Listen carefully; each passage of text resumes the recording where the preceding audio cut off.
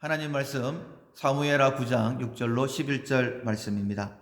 사울의 손자 요나단의 아들 무비보셋이 다윗에게 나와 그 앞에 엎드려 절하매 다윗이 이르되 무비보셋이여 하니 그가 이르기를 보소서 당신의 종이니이다.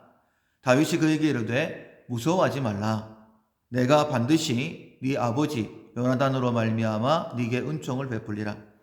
내가 네 할아버지 사울의 모든 밭을 다 내게 도로 주겠고 또 너는 항상 내 상에서 떡을 먹을지니라 하니 그가 말하여 이르되 이 종이 무엇이기에 왕께서 죽은 개 같은 나를 돌아보시나이까 하니라.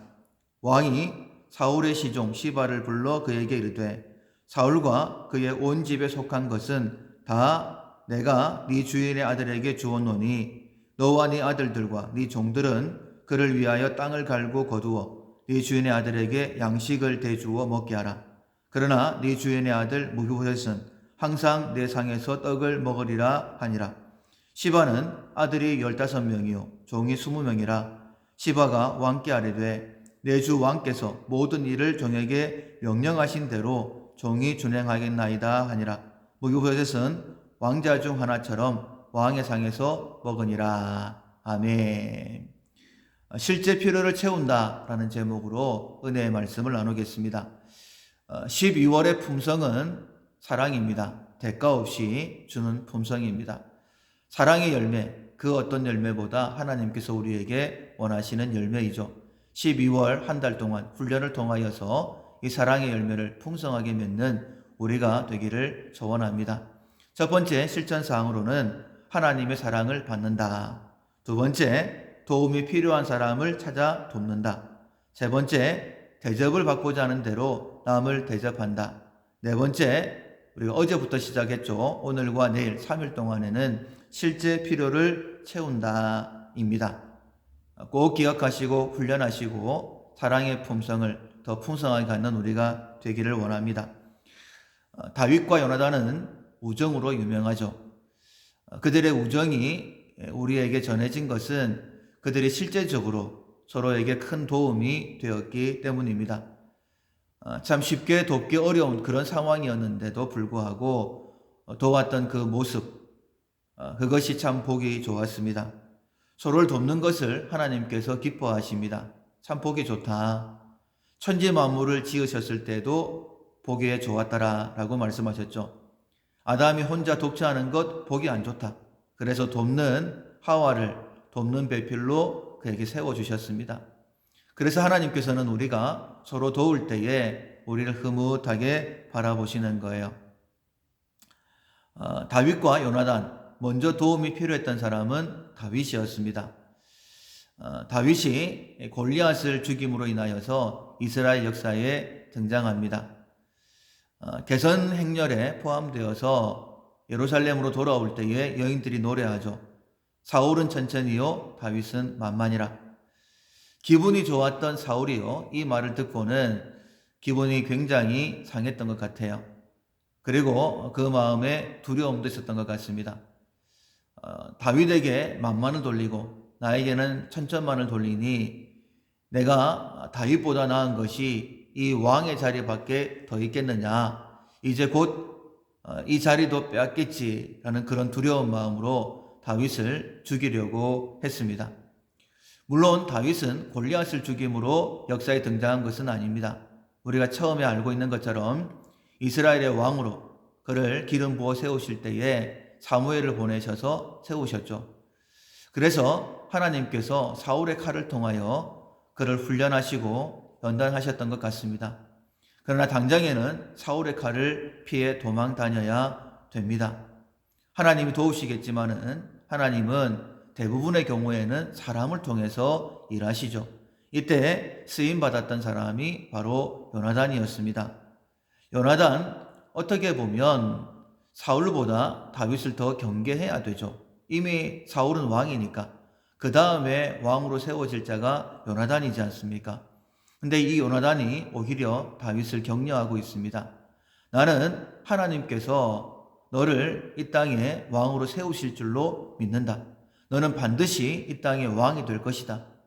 그 뒤에 나와 내 가족을 선대달라고까지 그렇게 이야기를 합니다. 요나단의 말이 거짓이 아님을 우리가 알 수 있죠. 이 말을 들었을 때에 다윗이 얼마나 큰 힘을 얻었을까요? 뿐만 아니라 실제적으로 요나단은 다윗을 도왔습니다. 사울이 죽이려고 할 때에 다윗이 도망갈 수 있도록 그 피할 길을 내어 주었죠. 그리고 이제 다윗이 요나단을 도울 차례가 되었습니다.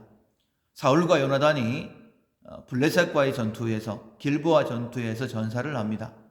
사울의 세력은 점점점 약해지고 다윗은 점점점 강해지면서 마침내 다윗은 이스라엘의 왕이 됩니다.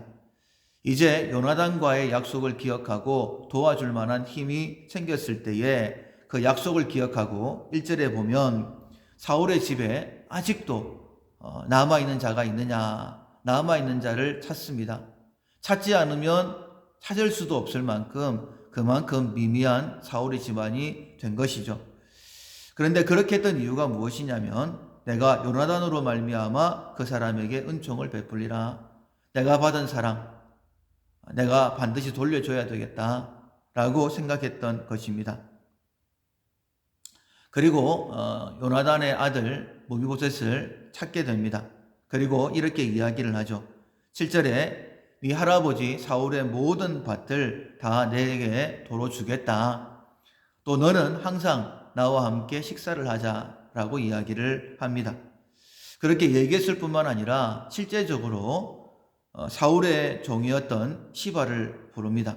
그리고는 사울의 모든 땅을 다 모비보셋에게 돌려줬으니까 너와 네 아들과 네 종들은 그 땅을 갈고 가꾸어서 네 주인의 아들에게 먹을 것을 대줘라 라고 이야기를 하죠. 이 모든 얘기를 들었던 모비보셋이 이렇게 이야기합니다. 8절에 이 종이 무엇이기에 왕께서 죽은 개 같은 나를 돌아보시나이까. 도저히 자기가 받을 만한 그런 게 아니었다라는 거예요. 하나님께서는 우리가 이처럼 내 옆에 있는 사람들을 돌봐 주기를 원하십니다. 내 사랑을 받기에 합당한 사람을 돕는 것, 그것은 누구나 할 수 있습니다. 그러나 전혀 기대하지 않았던 그 도움을 우리가 찾아 필요를 채워줄 때에 하나님의 영광이 드러나게 되는 것이고 그런 모습을 하나님께서 기쁘게 보시는 것이죠. 왜냐하면 그것이 바로 주님을 따르는 자의 모습이기 때문입니다. 우리는 하나님의 그런 사랑을 받았어요.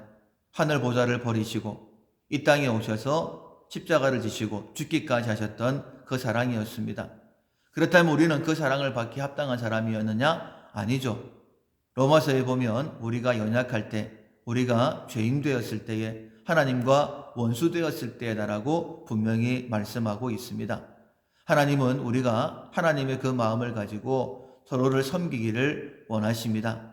내 주변에 내 도움이 필요한 사람이 없는가 찾아보고 필요를 실제로 채워주는 그 모습을 통하여 우리는 사랑의 사람으로 바뀌어지게 될 것입니다. 사랑하는 성도 여러분, 주님의 그 마음을 가지고 정말 실제적으로 내 주변의 사람을 사랑하고 섬기는 우리 모두가 될 수 있기를 주님의 이름으로 축원합니다. 아멘.